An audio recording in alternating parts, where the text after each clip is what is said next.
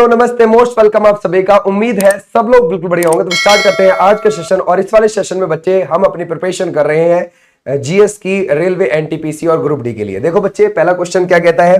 पहला क्वेश्चन है आपके सामने ई बोलते हैं बच्चे, भारत में बजट घाटे को दिखाने का जो चलन है वो किस बजट से बंद कर दिया गया था? बच्चे पहली बात तो बजट घाटा होता क्या है? देखो, ये होता है बजट घाटा, जैसे मान के चलो जो सरकार का खर्च है, समझ गए आप लोग, सरकार का खर्च उसकी आय से ज्यादा हो जाए, समझ गए आप लोग, उसकी आय से, उसकी आमदनी से ज्यादा हो जाए, आमदनी से ज्यादा, तो उसको क्या बोलते हैं बच्चे? उसको बोलते हैं बजट घाटा। ऐसे भी आप ध्यान रखोगे, क्लियर हो जाएगा। तो ये सरकार ने कब से दिखाना बंद कर दिया, जरा बताओ कौन से बजट से? 1997-98 कैसे? और ये किसने पेश किया था? ये चिदम्बरम जी ने किया था। ये बात आप ध्यान रखना, ठीक है भाई, है ना भाई, क्लियर हो जाएगा। उन्होंने ये बजट पेश किया था। अगर हम देखेंगे, उन्होंने तकरीबन 9 बार बजट पेश कर रखा है, लेकिन उनसे भी ज्यादा 10 बार जो रिकॉर्ड है वो है मोरारजी देसाई के नाम पर। बच्चे ध्यान रखोगे, इन्होंने किया था सबसे ज्यादा बार बजट पेश। जो अभी आप निर्मला ताई को देखते हो, इन्होंने तकरीबन 8 बार, ध्यान रखोगे, बजट पेश कर रखा है। और अभी उन्होंने 1 फरवरी 2025 को कौन सा, ध्यान रखोगे बच्चे, 8वीं बार बजट पेश किया था 2025-26 के लिए, ठीक है भाई। अच्छा, तो हमारा राइट आंसर क्या हो जाएगा? ये वाले बच्चे, बिल्कुल ठीक है। अगर आपसे मैं ये देखूं बच्चे कि हमारा पहला स्वतंत्र भारत का किसने? षणमुखम शेट्टी ने, याद रखोगे, षणमुखम शेट्टी ने आजाद भारत का बजट पेश किया था। और बच्चे गणतंत्र भारत का, यानी कि 26 जनवरी 1950 के बाद गणतंत्र भारत का पहला बजट किसने पेश किया? वो बच्चे जॉन मथाई ने पेश किया था, जॉन मथाई ने। अच्छा बच्चे, ब्रिटिश भारत का पहला बजट हमारा कब आया था? तो बच्चे ब्रिटिश भारत का हमारा बजट आया था, ध्यान रखोगे, 1860 को। ये भी चीज आप ध्यान रखोगे, ठीक है भाई, क्लियर हो जाएगा। ऐसे आप ध्यान रखना, हमारा राइट आंसर है ये वाले बच्चे, बिल्कुल ठीक है। आ जाओ नेक्स्ट पर। बोलते बच्चे, किस राज्य के कुंभकोणम, पान पत्ता और थोबलई फूलों की माला को भौगोलिक संकेतक जीआई टैग मिला हुआ है? तो बच्चे हमारा ये किसको मिला है? तमिलनाडु से मिला है। देखो भाई, तमिलनाडु में टोटल जीआई टैग की संख्या हो गई 62। और ये जो कुंभकोणम पड़ता है ना बच्चे, ये कुंभकोणम तंजौर में पड़ता है, तंजौर के अंदर पड़ता है। तो वहां पर बच्चे पान पत्ता की खूब खेती होती है, ये बात ध्यान रखना। और ये जो थोबलई फूलों की माला है, ये कन्याकुमारी में देखने को मिलेगी आपको। कहां पर देखने को मिलेगी? कन्याकुमारी में। ऐसे भी आप ध्यान रखोगे। 7 करोड़ प्लस आबादी है 2011 के हिसाब से तमिलनाडु की। और यहाँ के सीएम कौन हो जाएंगे भाई? वो हो जाएंगे, ध्यान रखोगे, एम.के. स्टालिन। ओके भाई। और यहाँ के गवर्नर कौन हो जाएंगे बच्चे? वो हो जाएंगे आर.एन. रवि। ऐसे भी आप ध्यान रखोगे, ठीक है भाई। और भारत में तीसरी लंबी तटरेखा है इसकी, 907 किलोमीटर लंबी तमिलनाडु की। ओके बच्चे। और पहली लंबी है गुजरात की और दूसरी आंध्र प्रदेश की। आ जाओ नेक्स्ट पर। बोलते हैं बच्चे, अमोंग मोंग, ये जो फेस्टिवल है निम्नलिखित में से किस राज्य केंद्र शासित प्रदेश का है? तो ये बच्चे कहां का हो जाएगा? नागालैंड का हो जाएगा। ये कब मनाया जाता है बच्चे? सितंबर के शुरुआत में मनाया जाता है। ओके, क्लियर हो जाएगा। ऐसे ही बच्चे यहां पर हार्निवल भी मनाया जाता है। हार्निवल हो गया, मोत्सु हो गया, यहां पर सेक्रेनई हो गया, ये भी मनाए जाते हैं, ठीक है भाई, क्लियर हो जाएगा। आ जाओ नेक्स्ट पर बच्चे। बोलते हैं निम्नलिखित में से कौन सा एक तबला वादक नहीं है? ठीक है भाई, तबला कैसा एक ताल वाद्य यंत्र है ना भाई, ध्यान रखोगे। वो जो है हाथ को मारकर या फिर रगड़कर बजाया जाता है। तो बच्चे इनमें से किशन महाराज, जाकिर हुसैन, अल्लाह रखा तो है, लेकिन शेख चिन्ना मौला नहीं है। इनका संबंध है नाद स्वरम से बच्चे। इनको नाद स्वर आचार्य की उपाधि मिली हुई है। इसकी नाद स्वर आचार्य की उपाधि मिली हुई है, ये भी आप ध्यान रखोगे, ठीक है। अच्छा, ये जो बच्चे ध्यान रखोगे, जाकिर हुसैन जी हैं, इनको 4 बार ग्रैमी पुरस्कार मिला हुआ है, ये भी ध्यान रखना। और साल 2023 में इनको क्या मिला था बच्चे? पद्मा विभूषण, ये भी आप ध्यान रखोगे। साल 2002 में इनको क्या मिला था? पद्मा भूषण। साल 1988 में इनको क्या मिला था? वो मिला था बच्चे पद्माश्री। तो 88 में पद्माश्री, फिर पद्मा भूषण 2002, फिर 2023 में पद्मा विभूषण, ठीक है भाई। तो ऐसे आप ध्यान रखोगे, 4 बार ग्रैमी पुरस्कार मिला हुआ है, ठीक है ना। अगर आप देखोगे, इनको ग्रैमी पुरस्कार साल 2009 में पहली बार मिला था इनको, और फिर 2024 में बच्चे 3 बार, ये भी आप ध्यान रखोगे, ठीक है भाई। और अल्लाह रखा जो है ना, जो जम्मू कश्मीर से बिलोंग करते हैं, उन्हीं के बेटे हैं जाकिर हुसैन, ये भी आप ध्यान रखना है। यानी कि दोनों ही, ध्यान रखो, पिता और बेटा क्या बजाते थे? तबला में महारत थी। है ना, जम्मू कश्मीर में अल्लाह रखा का जन्म हुआ था, लेकिन जाकिर हुसैन जी का मुंबई में हुआ था जन्म। ठीक है भाई, आ जाओ नेक्स्ट पर। बोलते हैं बच्चे पत्तियों का उपयोग बीड़ी बनाने के लिए किया जाता है, जरा बताओ भाई। ठीक है, जो गांव में ताऊ होंगे उनसे पूछा करो, ताऊ ये जरा बीड़ी का प्रोसेस बताओ क्या है। तो ये कौन सा हो जाएगा, tendu is the right answer. Okay, लेकिन अपने ताऊ से नहीं पूछने का, समझ गए। अगर अपने ताऊ से पूछोगे तो तुम टांग दिए जाओगे, तो इसलिए बाहर वाले से पूछना। तो हमारा राइट आंसर क्या हो जाएगा, tendu is the right answer. बच्चे हड्डू खान और हस्सू खान किस शैली के महान उस्ताद माने जाते हैं। बच्चे ये जो हड्डू और हस्सू है, ठीक है, ध्यान रखोगे, हड्डू और हस्सू है, याद रखोगे, इनका संबंध है ग्वालियर घराने से। ठीक है भाई, ग्वालियर घराने से। और ख्याल, ध्यान रखोगे, ख्याल से इनका संबंध हो जाएगा, ख्याल गायकी से इनका संबंध हो जाएगा। ये जो हस्सू खान है ना बच्चे, ये ध्यान रखना, ग्वालियर घराने के संस्थापक में से एक है, घराने के संस्थापक, ध्यान रखोगे, में से एक है। ये भी चीज आप ध्यान रख सकते हो। आ जाओ नेक्स्ट पर भाई। बोलता है पोंगल एक 4 दिवसीय फसल का त्योहार है जो गन्ने और जैसी फसलों की कटाई पर मनाया जाता है। तो बच्चे किसका, चावल। तो हमारा राइट आंसर हो जाएगा ये भाई, गन्ना और ध्यान रखोगे चावल जैसी फसलों की कटाई पर मनाया जाता है पोंगल। अब देखो पोंगल बच्चे कब आता है, ये आता है जनवरी में, 4 दिन का होता है। ठीक है, ध्यान रखोगे 4 दिन का। तमिलनाडु ऐसा राज्य है जहां पर साल में 3 ऋतुओं में चावल उगाए जाते हैं, या फिर आप कह सकते हो पूरे 12 महीने चावल उगाए जाते हैं वहां पे। ठीक है भाई। अच्छा, अगर आप देखोगे बच्चे जनवरी में आता है पोंगल, ये एक मकर संक्रांति का रूप भी माना जाता है जो तमिलनाडु में मनाया जाता है पोंगल के नाम से। ठीक है, इसको बच्चे हम क्या बोल देते हैं, थाई पोंगल बोल देते हैं, थाई पोंगल। इसे हम भोगी पोंगल भी बोल देते हैं। क्यों, अलग अलग दिनों को याद रखोगे, एक दिन इसका थाई पोंगल, एक दिन भोगी पोंगल, एक दिन बच्चे कन्नुम पोंगल बोला जाता है, कन्नुम पोंगल, एक दिन मट्टू पोंगल बोला जाता है, मट्टू पोंगल। ऐसे आप ध्यान रखना। पोंगल के इतने प्रकार है। पोंगल जो वर्ड आया है ये पोंगू से आया है, पोंगू का मतलब है उबले हुए चावल, समझ गए। तो ये बांटे जाते हैं इस पर। तो हमारा राइट आंसर क्या हो जाएगा, ये वाले बच्चे, बिल्कुल ठीक है। आ जाओ नेक्स्ट पर। ईसा मसीह के जन्मदिन के रूप में मनाया जाने वाला कौन सा त्योहार है। बच्चे ईसा मसीह के जो बर्थडे पर मनाते हैं हम, 25 दिसंबर को वो मनाते हैं बच्चे क्रिसमस डे। और बच्चे उनकी मृत्यु पर कौन सा मनाया जाता है, गुड फ्राइडे। याद रखोगे, उनकी मृत्यु पर कौन सा मनाया जाता है, गुड फ्राइडे। उनके पुनर्जन्म पर कौन सा मनाया जाता है, ईस्टर। याद रखोगे, पुनर्जन्म पर कौन सा मनाया जाता है, ईस्टर मनाया जाता है। ये भी आप ध्यान रखोगे। आ जाओ नेक्स्ट पर भाई। बोलते हैं शुकुर खान और पंडित राम नारायण किस वाद्य यंत्र से जुड़े हुए हैं। तो बच्चे इनका संबंध है सारंगी से। किसका बच्चे, शकूर खान का और राम नारायण जी का। ठीक है भाई। आ जाओ नेक्स्ट पर। बोलते हैं राष्ट्रीय खेल 2023 में राजा भालीधर सिंह ट्रॉफी किसको मिली। देखो बच्चे, ये जो नेशनल गेम है ना, इनमें जो भी टीम अव्वल आती है उसको क्या मिलता है बच्चे, राजा भालीधर सिंह ट्रॉफी मिलती है। पहले राजा भालीधर सिंह के बारे में जानते हैं कि ये कौन है बच्चे। राजा भालीधर सिंह का संबंध था क्रिकेट से। याद रखोगे, किससे था बच्चे, क्रिकेट से। लेकिन अगर आप देखोगे 1952 से 1955 के बीच में वो भारतीय तैराकी महासंघ के अध्यक्ष रहे।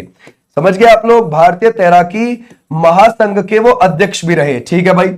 उसके बाद अगर आप देखोगे 1960 से 1975 के बीच में इंडियन ओलंपिक एसोसिएशन के अध्यक्ष रहे। फिर 1980 से लेकर 1984 के बीच में फिर इंडियन ओलंपिक एसोसिएशन के अध्यक्ष रहे। 1983 में इनको क्या मिला था बच्चे, इनको मिला था पद्म भूषण पुरस्कार। ये भी आप ध्यान रखोगे। ठीक है भाई, क्लियर है। तो जब भी अब नेशनल गेम में जो भी टीम टॉप पर आती है उसको इन्हीं के नाम से ट्रॉफी दी जाती है। ठीक है भाई, क्लियर हो जाएगा। तो 2023 में जो था ये गोवा के अंदर हुआ था नेशनल गेम और 37वें नंबर का था। तो यहां पर महाराष्ट्र टॉप पर आया था, तो महाराष्ट्र को ये ट्रॉफी दी गई थी। तो हमारा राइट आंसर कौन सा रहेगा, महाराष्ट्र। और अगर आप देखोगे 2025 में है ना, ये जो बच्चे 38वें नंबर के हुए हैं नेशनल गेम्स, ये कहां पर हुए हैं, ये हुए हैं उत्तराखंड के अंदर। उत्तराखंड के 8 शहरों में हुए। और यहां पर बच्चे सर्विसेज, यानी कि ध्यान रखोगे है ना, किसकी टीम यहां पर टॉप पर रही है बच्चे, ध्यान रखोगे सर्विसेज की। ये भी चीज आप ध्यान रखोगे, है ना। अगर आप देखोगे बच्चे सर्विसेज की टीम यहां पर टॉप पर रही है। अब बच्चे सर्विसेज को यहां पर जब टॉप पर रही तो राजा भालीधर सिंह ट्रॉफी मिल गई। वो कितने पदक लाए, वो लाए 68, 26, 27, टोटल 121 पदक लाके टॉप पर रहे। ठीक है बच्चे, क्लियर हो जाएगा। ऐसे ये जो अब नेशनल गेम है 2027 में ठीक है बच्चे, 39वें नंबर के ये कहां पर होंगे? मेघालय में होंगे। ठीक है, क्लियर हो जाएगा। तो ऐसे भी आप ध्यान रखोगे। आ जाओ नेक्स्ट पर बच्चे। बोलते हैं बच्चे इसमें से भारत में संविधान के अनुसार एक राज्यपाल की नियुक्ति की जा सकती है। ठीक है भाई, कैसे की जा सकती है? एक समय में केवल एक राज्य के लिए या फिर दो या दो से अधिक राज्यों के लिए या फिर केवल एक केंद्र शासित प्रदेश के लिए? सोचो। तो हमारा राइट आंसर है दो या दो से अधिक राज्यों के लिए, है ना। देखो ऐसे बच्चे आर्टिकल 153 में किसका जिक्र है कि भाई राज्य का एक राज्यपाल होगा। राज्य का एक क्या होगा? राज्यपाल होगा। ये बात लिखी हुई है भाई, सही बात। फिर बच्चे इसी में ही क्या चीज भी ऐड की गई? 7वां संविधान संशोधन 1956 से यह भी चीज ऐड की गई थी कि भाई दो या दो से अधिक राज्यों के लिए एक राज्यपाल चल जाएगा। यह भी 153 में ही ऐड की गई थी। राइट बात है जी। 154 के तहत बच्चे है ना, ये राज्य की राज्यपालिका का हेड होता है। राज्य की राज्यपालिका का बच्चे क्या होता है? अध्यक्ष होता है राज्यपाल। और 155 के तहत इसकी नियुक्ति की जाती है और वो नियुक्ति कौन करता है? राष्ट्रपति करता है। ठीक है बच्चे। और 159 के तहत इसकी शपथ है और वो शपथ कौन दिलाएगा? जो संबंधित राज्य का हाईकोर्ट होगा ना, उसके अंदर ध्यान रखोगे, संबंधित राज्य में जो हाईकोर्ट होगा उस हाईकोर्ट के जो मुख्य न्यायाधीश होंगे वो इसको ध्यान रखोगे शपथ दिलाते हैं। ठीक है। अच्छा, अब अगर हम देखेंगे बच्चे, राज्यपाल के लिए कम से कम 35 साल की उम्र होनी चाहिए, भारत का नागरिक होना चाहिए, है ना भाई, भारत का नागरिक होना चाहिए, पागल या दिवालिया ना होना चाहिए। समझ गए? पागल या दिवालिया नहीं होना चाहिए, ये भी चीज आप ध्यान रखोगे। ठीक है भाई। अब मान के चलो किसी पागल आदमी को बिठा दिया वहां पे तो वो तो गड़बड़ कर देगा। तो ऐसे भी आप ध्यान रख सकते हो। आ जाओ नेक्स्ट पर। बोलते हैं निम्नलिखित में से कौन सा लोक नृत्य महाराष्ट्र राज्य से संबंधित है? जरा बताओ। अगर हम देखेंगे लेजिम है या फिर मुनारी है या फिर पेनका है या फिर छऊ है, जरा बताओ। अगर हम देखें बच्चे तो हमारा राइट आंसर हो जाएगा lezim is the right answer. Lezim भी वहीं का है, पोवाड़ा भी वहीं का ही है। ठीक है भाई, ध्यान रखोगे, पोवाड़ा भी वहीं का ही है। और अगर आप इसके अलावा भी देखोगे लावणी, ये भी आपको वहीं का देखने को मिल जाएगा बच्चे। ठीक है, क्लियर हो जाएगा। आ जाओ नेक्स्ट पर। बोलता है भारत और श्रीलंका के बीच कौन सा द्वीप स्थित है? देखो बच्चे, जैसे मान के चलो ये हमारी मुख्य भूमि है, ये हो गया श्रीलंका, और यहां पर आपको ये पाक की खाड़ी दिखाई देती है। इधर कौन सी है बच्चे? ध्यान रखोगे, पाक बे। ठीक है भाई, ध्यान रखोगे कौन सी है? PALK, पालक। समझिए, पालक नहीं, इसको पाक ही बोलते हैं। ठीक है भाई। तो पाक बे यहां पर आपको दिखाई देती है। ये तो पाक बे के अंदर है ये। क्या ध्यान रखोगे बच्चे? कच्चातीवू द्वीप। ये बच्चे पता है आपको ये कब बना था? 14वीं शताब्दी में ज्वालामुखी विस्फोट से बना था ये। समझ गए आप लोग? ज्वालामुखी विस्फोट से बना था ये भी चीज आप ध्यान रखना। अब पहले तो बच्चे जाफना साम्राज्य के अंडर आता था, ध्यान रखोगे। फिर तमिलनाडु के लोकल राजाओं के अंडर आने लगा, लेकिन 1974 में ये हमने श्रीलंका को दे दिया कि भाई तुम रखो इसे, तुम एंजॉय करो। ठीक है भाई, इसको रखो तुम। ठीक है भाई, क्लियर हो जाएगा। तो ऐसे आप ध्यान रखना। तो हमारा राइट आंसर हो जाएगा ये वाले बच्चे, बिल्कुल ठीक। अब उनको दे तो दिया, श्रीलंका ने ऐसा कानून बना दिया कि अगर इस पे भारतीय मछुआरे मछली पकड़ने के लिए आते हैं, श्रीलंका वाले उनके कैद करके ले जाते हैं, अपनी जेलों में डाल देते हैं। तो इसलिए तमिलनाडु और श्रीलंका के बीच में तनातनी भी रहती है। ये भी आप ध्यान रखना। ठीक है भाई, क्लियर है। और बच्चे यहां पर आपको देखो, ये तमिलनाडु की मुख्य भूमि है। यहां तक ये तमिलनाडु की ही भूमि है। और यहां पर आपको अगला यहां पर पंबन द्वीप देखने को मिलेगा। ये पंबन द्वीप, ये भी तमिलनाडु का ही है। पंबन द्वीप के ऊपर रामेश्वरम शहर बसा हुआ है यहाँ पे। और पंबन द्वीप का आखिरी किनारा क्या है? धनुषकोडी। वहां से क्या शुरू हो जाता है? राम सेतु। कहां तक? श्रीलंका के तिलैया मन्नार तक। ये भी आप ध्यान रखना। और इधर वाले क्षेत्र में क्या है ये बच्चे? मन्नार की खाड़ी है। कौन सी है यहाँ पर? मन्नार की खाड़ी। ये भी आप ध्यान रखोगे। आ जाओ नेक्स्ट पर। गुजरात के लोक संगीत में कौन सा तार वाला वाद्य यंत्र आमतौर पर इस्तेमाल किया जाता है? तो बच्चे वो होता है जंतर। याद रखोगे, क्लियर है, जंतर यूज किया जाता है ज्यादातर। आ जाओ नेक्स्ट पर। जैसे मैं बोलूं रावण हत्था कहां पर भाई? राजस्थान के जैसलमेर की तरफ बहुत चलता है। समझ गए? श्रीलंका से आया था वो। ओके, जब रानी पद्मनी श्रीलंका से आई थी तो उनके साथ ही रावण हत्था भी आया था। और अगर आप देखोगे नक्कारा कहां पर बजाया जाता भाई? वो यूपी में बजाया जाता। अकबर क्या बजाता था? नक्कारा ही बजाता था। समझिए। और अकबर अनपढ़ भी था, ये भी ध्यान रखना। ठीक है, आ जाओ नेक्स्ट पर। बोलता है 1770 में भारत में स्थापित पहला बैंक कौन सा था? अगर आप देखोगे तो वो था बच्चे बैंक ऑफ हिंदुस्तान। याद रखोगे कौन सा है? Bank of Hindustan. लेकिन एक बात बताओ, मैं अगर तुम्हें इससे भी पहले के कुछ बताऊं ना, इससे पहले भी थे, याद रखना। देखो अगर मैं आपको बताऊं बैंक ऑफ मद्रास, पता है बच्चे कब बन गया था वो बैंक ऑफ मद्रास? वो बन गया था 1683 में ही, समझ गए। अगर मैं आपको बताऊं बैंक ऑफ बॉम्बे, ठीक है भाई ध्यान रखोगे, bank of Bombay, bank of Bombay बन गया था बच्चे, ध्यान रखना 1720 में ही। लेकिन ज्यादातर इस क्वेश्चन को पूछ लिया जाता है बच्चे, ध्यान रखना, ठीक है। आ जाओ नेक्स्ट पर भाई। बोलते हैं 2011 की जनगणना के अनुसार निम्नलिखित में से किस धर्म की जनसंख्या सबसे कम लगती है? चलो देखते हैं बच्चे। 2011 के हिसाब से हमारे देश में 121.09 करोड़ पॉपुलेशन है, हाँ जी मान लिया। और अगर हम देखें 79.8% हमको हिंदू आबादी लगती, ठीक है ना भाई। 14.2% आपको मुस्लिम आबादी लगती, ठीक। उसके बाद आप देखोगे 2.3 आपको, है ना, कौन सी आबादी लगती है बच्चे? 2.3 वो लगती है, ध्यान रखोगे, ये है ईसाई आबादी बच्चे, ठीक। उसके बाद अगर आप देखोगे बच्चे यहां पर 1.7% आपको सिख आबादी देखने को मिलेगी और 0.7% आपको बच्चे बौद्ध आबादी देखने को मिलेगी, 0.4% आपको जैन आबादी देखने को मिलेगी, ठीक है। तो हमारा राइट आंसर कौन सा हो जाएगा? जैन, ठीक है। इसमें से हमारा जैन आबादी कम है, ठीक है। अगर आप देखोगे जिन्होंने बच्चे, जिन्होंने, है ना भाई ध्यान रखोगे, जो अन्य धर्म का पालन करते हैं उनकी संख्या कितनी है? जो अन्य धर्म का पालन करते हैं उनकी संख्या है 79 लाख, या फिर मैं बोलूं 7.9 मिलियन, या फिर मैं बोलूं बच्चे 0.7%। याद रखोगे 2011 के हिसाब से जो अन्य धर्म का पालन करते हैं, और जो जिन्होंने धर्म नहीं बताया वो बोले हम तो नहीं बताते भाई, ठीक है। तो ध्यान रखोगे जिन्होंने धर्म नहीं बताया वो कितने हैं? अगर हम ध्यान रखोगे जिन्होंने धर्म नहीं बताया, ठीक है भाई। अब जरा बताइए जिन्होंने धर्म नहीं बताया उनकी कितनी है बच्चे?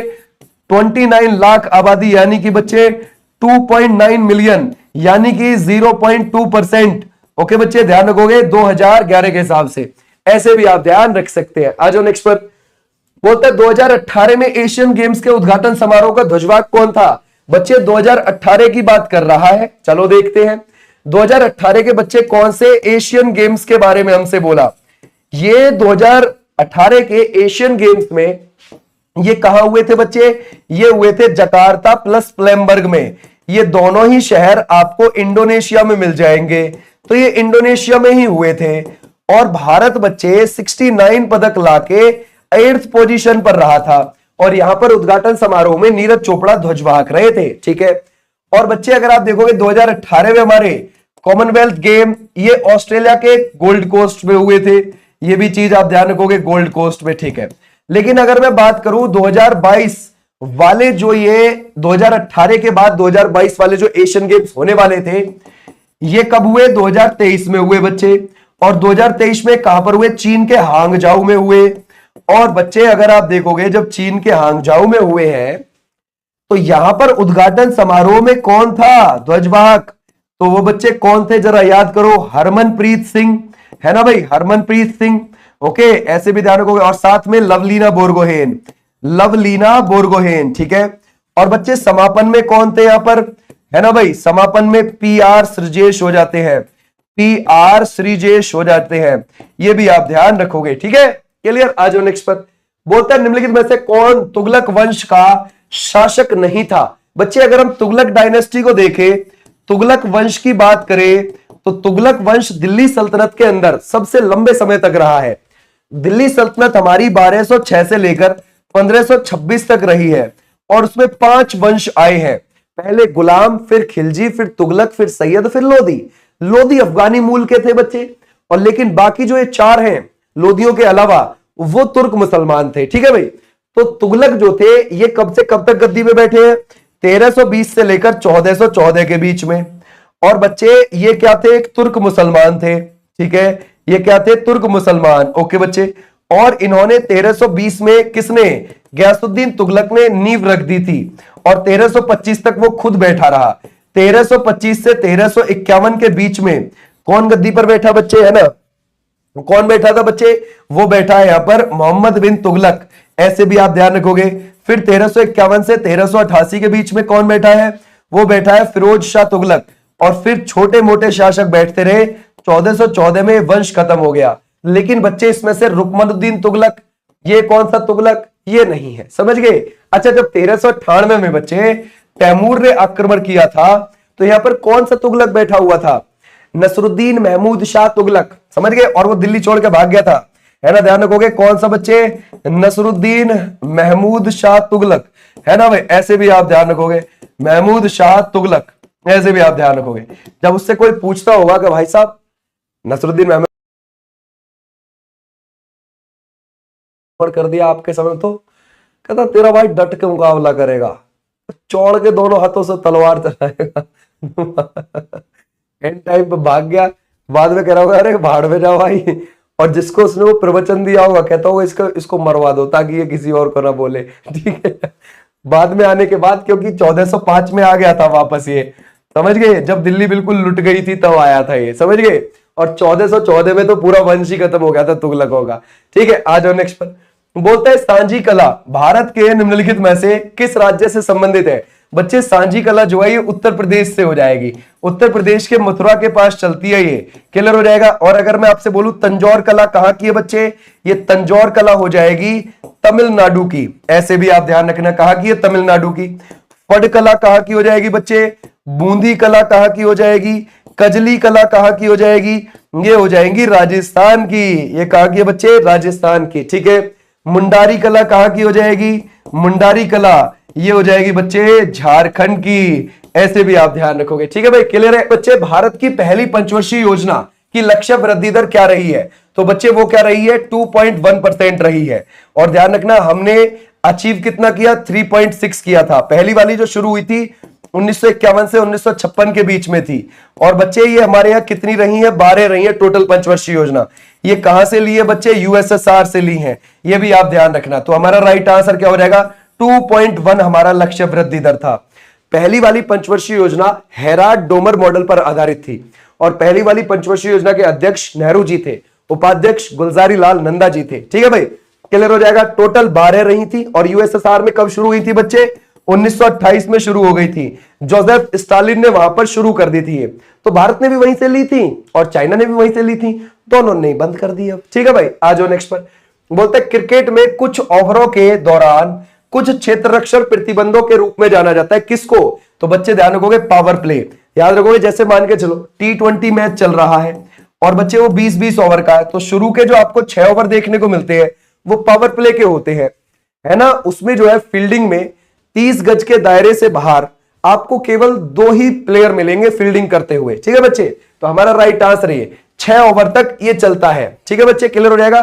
फील्डिंग पर पाबंदी होती है इसमें, ये भी चीज आप ध्यान रखना। आ जाओ नेक्स्ट पर। बोलते हैं टेस्ट मैच के पहले सत्र में शतक लगाने वाले पहले भारतीय कौन है? पहले सेशन में ही, ओके? तो हमारा राइट आंसर कौन सा है? शिखर धवन। बच्चे टेस्ट मैच एक दिन में 90 ओवर फेंके जाते हैं और प्रति घंटा ध्यान रखोगे 15 ओवर फेंके जाते हैं पर आवर के हिसाब से, ये भी आप ध्यान रखना। टेस्ट मैच में 80 ओवर के बाद जो बॉलिंग साइड है वो नई बॉल मांग सकती है, ये भी आप ध्यान रखना। और अगर आप देखोगे 5 दिन टेस्ट मैच चलता है एक, और इसमें बच्चे 2-2 पारियां होती हैं और ये रेड और पिंक बॉल से खेला जा सकता है टेस्ट मैच, ठीक है भाई? और असली क्रिकेट टेस्ट मैच ही होता है, समझ गए?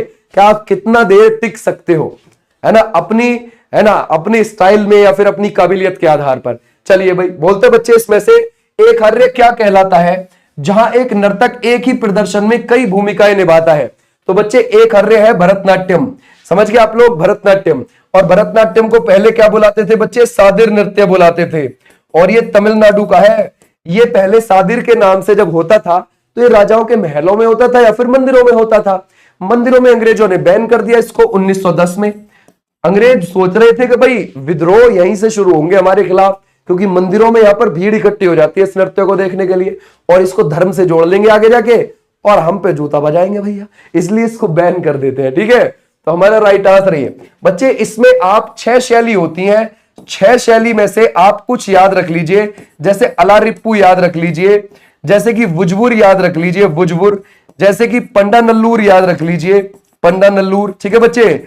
क्लियर हो जाएगा। और जैसे कि ध्यान रखोगे तिल्लाना को याद रख लीजिए, तिल्लाना इसमें आखिरी होता है, ये भी चीज आप ध्यान रखना, ठीक है। क्लियर हो जाएगा। आ जाओ नेक्स्ट पर भाई, बोलते हैं मणिपुर की, है ना, ध्यान रखोगे, मणिपुर की कौन सी जनजाति गा नंगाई त्योहार मनाती है। जो मणिपुर के क्षेत्रों में रहने वाली जनजाति एक फसल कटाई के बाद का त्योहार है, जरा बताओ क्या लगाओगे, है ना भाई। जनजाति का कौन सी है, ये है जैलिया ग्रैंग, याद रखोगे। ये एक जनजाति है बच्चे जो गा नंगाई त्योहार मनाती है, फसल कटाई का त्योहार है।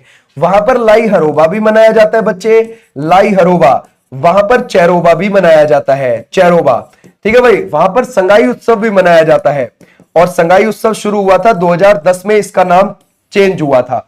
मतलब इससे पहले पर्यटन महोत्सव बोला जाता था, 2010 में संगाई महोत्सव बोला जाने लगा। संगाई, संगाई हिरण के नाम पर पड़ा है जो वहां पर मिलते हैं, ठीक है भाई। क्लियर हो जाएगा। आ जाओ नेक्स्ट पर, बोलता है बांग्लादेश किसके साथ भूमि सीमा साझा नहीं करता है। आपको क्या लगता है इसमें से बच्चे, बांग्लादेश के बारे में हमसे कह रहा है, तो आपको क्या लगेगा, मिजोरम है, मेघालय, सिक्किम या फिर त्रिपुरा है। तो बच्चे बांग्लादेश, अगर आप देखोगे, बांग्लादेश भारतीय 5 राज्यों से सीमा बनाता है, एक वेस्ट बंगाल से, एक मेघालय से, एक असम से, एक त्रिपुरा से, एक मिजोरम से, लेकिन वो सिक्किम से नहीं लगाता। और बांग्लादेश से हमारी सबसे ज्यादा सीमा लगती है 4096.7 किलोमीटर। ऐसे भी आप ध्यान रख सकते